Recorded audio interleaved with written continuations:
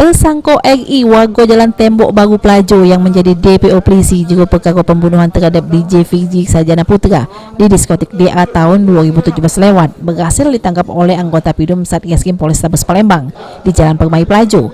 Tersangka ditangkap polisi sewaktu lagi begawe bangunan. Selanjutnya oleh polisi tersangka digawa ke Polrestabes Palembang guna dilakukan pemeriksaan. Juga keterangannya tersangka ngato ke kalau waktu itu dia tak tahu apa masalahnya. Dirinya cuma jingok kawannya lagi berbalas sama korban sehingga melok ngoyok korban dengan cara nendang sama ngocoi korban, sedangkan yang waktu itu nuja korban RI tak ngetahuinya. Kemarin lari kemana, Pak? Tidak berlari, Pak. Tidak lari. Kemarin bunuh itu tahun berapa? 2017. 2012. Uang berapa kamu tuh?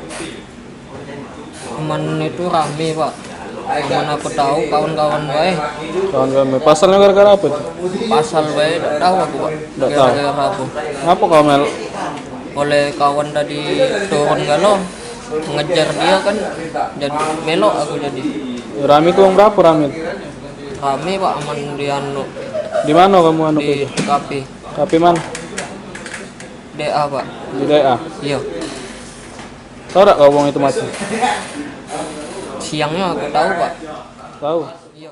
Sejauh ini sudah menunggu tersangka ditangkap polisi jika perkara pembunuhan terhadap korban Fiji, sedangkan sisanya sebanyak 6 wong ini masih diburu.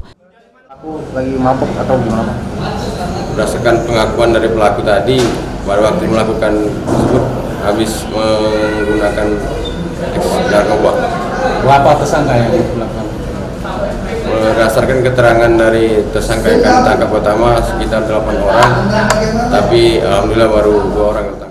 Ini tersangka RI nyusul rewangnya dengan ringkuk di tahanan Polrestabes Palembang guna nanggung jawab ke perbuatannya. Irawan Pal TV.